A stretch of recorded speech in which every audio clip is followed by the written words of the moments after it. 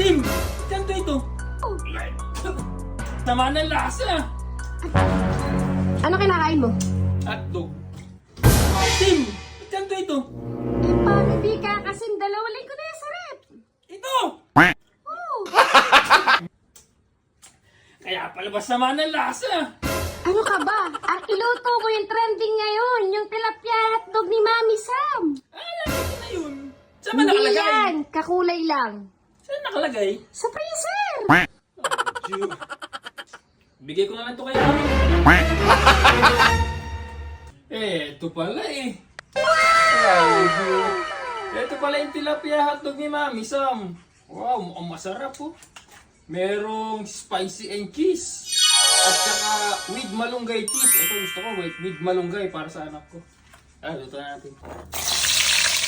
Ito pala yun. Palpak yung naluto ko ng una eh. Yes! A few moments later. Ano mo tong taong to? Umorder daw ng tilapia hotdog kay Mami Sam. Para sa anak niya, pero siya tong lamon ng lamon. Stop. Ano yung kinakain mo? Hotdog ni Mami Sam. Sapay ko. Grabe. Order tayo doon. Ano mo kaya sa anak na yan? Order na tayo bago.